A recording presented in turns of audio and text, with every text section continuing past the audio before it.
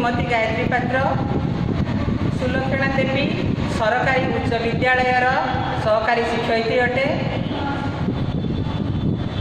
आज आमे दशम श्रेणी साहित्य बही पद्य द्वितीय पद्यटी आज आम पढ़ेबा। ये द्वितीय पद्यटीर नाम हूँ राघवंक लंका यात्रानुकूल। ये कवितार कवि होती उपेन्द्र भंज, कवि सम्राट उपेन्द्र भंज। समस्त पिलाने तबे जानी उपेन्द्र भंज को कवि सम्राट बोली आख्या दी जाए। से समय होती सप्तदश शताब्दी अष्टादश शताब्दी मध्य से जन्मग्रहण और रचनावली परिचय है। से कवि सम्राट उपेन्द्र भंज सप्तदश शताब्दीर शेष पर्यायर से भंजनगर वंशर राजवंश जन्मग्रहण करते। से रामतरक मंत्र जप कर कवित्व लाभ करते।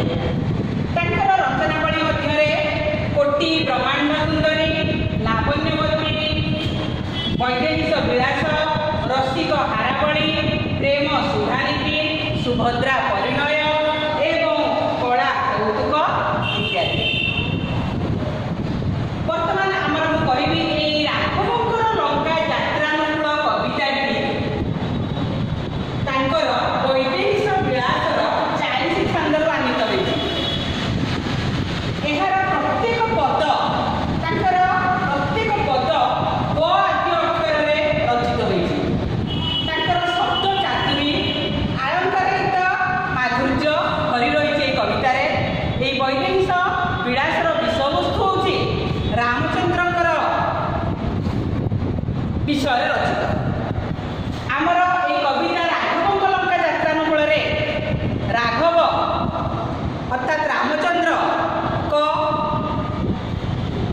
पत्नी सीता को रावण हरण कर नहीं जाइतिला।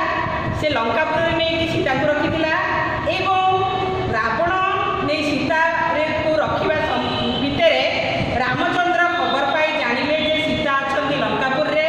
तेणु से कले बड़े कौशले कौन उपाय से जाई किभली पहुँचे लंकार से चिंता करते। तेणु से उपाय चिंता करते जे एते बड़ समुद्र पार मु किभली लंका को जीवी। तेणु से कौन करते ना समुद्र को पोतीबा चेष्टा करते। तेणु एते बड़ समुद्र को पोतीब ना। तेणु समुद्रर देवता होती वरुण। तेणु से वरुण को से पूजा करते। वरुण को पूजा करने समय से कौन करते ना कुशासन कुशंक कुश शयन कुश उपर से शयन करी बिना आसन अर्थात बिना भोजन से पूजा करते वरुण एवं से समुद्र पार होगापी चेष्टा करते। आज मुझे कवि